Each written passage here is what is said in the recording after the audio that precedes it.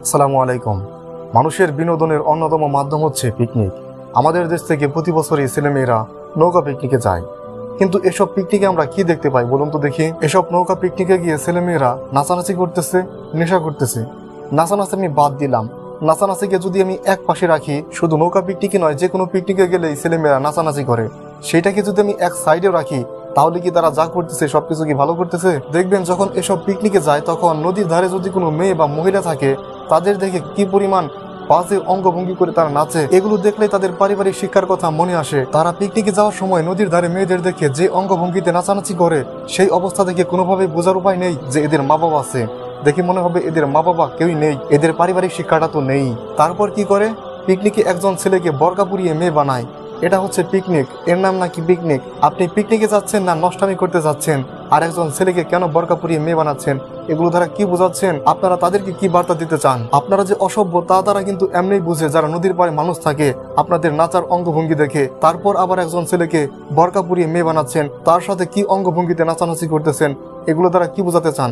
আপনি অসভ্য। আপনি অসভ্য সেটা আপনাকে বলতে হবে না, আপনার আচরণ দেখেই মানুষ বুঝে যায় আপনি একটা অসভ্য। রাসূল সাল্লাল্লাহু আলাইহি সাল্লাম সেই সব পুরুষদের লানত করেছেন যারা নারীদেরকে অনুকরণ করে, আর সেই সব নারীদের যারা পুরুষদেরকে অনুকরণ করে। এসব নৌকা পিকনিকে সবচেয়ে ভয়ঙ্কর যে বিষয়, সেটা হচ্ছে এসব নৌকা পিকনিকে মেয়ে ভাড়া করে নিয়ে যাচ্ছে। আসলে দেশে কি কোনো আইন নেই, পুলিশ নেই, সব কি কিছুই নেই যে তাদেরকে কিছু বলতেছে না? একটা পিকনিকে প্রকাশ্যে অশ্লীলতা করতেছে, একটা পিকনিকে প্রকাশ্যে একজন নারীকে ভাড়া করে নিয়ে যাচ্ছে। এগুলো কি আমাদের দেশের আইনে চোখে পড়ে না? এগুলো দেখলে সত্যি তাদের পারিবারিক শিক্ষার কথা মনে আসে। সত্যি কি তাদের মা বাবা আছে? আর তাদের পারিবারিক শিক্ষাটাই বা কি? ছেলে পিকনিক থেকে নেশা করে বাড়ি ফিরেছে, এগুলো কি মা বাবা দেখে না?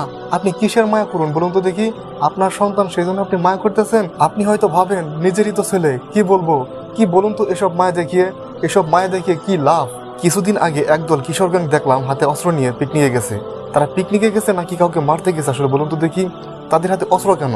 সবার হাতেই অস্ত্র, এবং এটি তারা নেটে ছাড়তেছে দেখলাম। তারপর তারা যখন আর্মিকে দেখে, তখন কিন্তু তারা বাঁচার জন্য নদীতে লাফ দেয় এবং তারা বাঁচার চেষ্টা করে। এরা গেছে মূলত পিকনিকে, এদের হাতে অস্ত্র কেন? মেয়ে নিয়ে পিকনিকে যাচ্ছে, হাতে অস্ত্র নিয়ে পিকনিকে যাচ্ছে, সেগুলো আবার ভিডিও করে ছেড়ে দিতেছে। লজ্জা শরম বলতে আসলে কিছু নাই এদের। লজ্জা শরম থাকলে তো মেয়ে নিয়ে পিকনিকে যেত না। এগুলোর মানে কি ভাই? পারিবারিক শিক্ষা বলতে কিছু নাই? কোথাও ঘুরতে যাওয়ার উদ্দেশ্যটা আসলে কি? কোথাও ঘুরতে যাওয়ার উদ্দেশ্য হচ্ছে সেখান থেকে আমি কিছু শিখবো, সেখান থেকে কিছু শেখা। কথার কথা, আমি যদি সোনাগাঁও ঘুরতে যাই, সেখানে কি আমি কি করবো? নাচানাচি করবো, নেশা করবো, ছবি তুলবো, শুধু এতটুকু? সেখানে কি আমি শেখার চেষ্টা করবো, সেখানকার ইতিহাস জানার চেষ্টা করবো, সেইখানে বিল্ডিং গুলো কে তৈরি করছে সেগুলো আমি জানার চেষ্টা করবো? এটা হচ্ছে পিকনিকের মূল উদ্দেশ্য। অথচ বর্তমান পিকনিকের মূল উদ্দেশ্য থাকে নাচানাচি করা, বক্স বাজিয়ে মানুষকে জ্বালাতন করা আর নেশা করা। অনেকে এমন আছে যে স্থানে ঘুরতে গেছে সেই স্থানে গিয়ে সে গাড়ি হতে বেরোতে পারে না। গাড়ি হতে বেরোতে পারে না মানে কি? সে নেশাগ্রস্ত হয়ে গাড়ির মধ্যে পড়ে আছে, অর্থাৎ সে যে নেশা করেছিল সে নেশার গুড় এখনো কাটেনি, অর্থাৎ গেল তারা ঘুরতে, করতেছে নেশা। এটা আসলে পিকনিকের বর্তমানে মূল উদ্দেশ্য থাকে তাদের। কিছুদিন আগে আরো একটা ভিডিও দেখলাম যেখানে কিশোরদের আর্মিরা তাদের কান ধরে উঠবস করাচ্ছে। কেন করাচ্ছে জানেন? তাদের যে টি শার্ট ছিল, সেই টি শার্টের মধ্যে তাদের অ্যাডাল্ট জিনিস ছিল, অর্থাৎ নীল তারকাদের ছবি ছিল। 15-16 বছরের ছেলেরা যেখানে পিকনিক যাচ্ছে, তাদের টি শার্টে কি লেখা জানেন?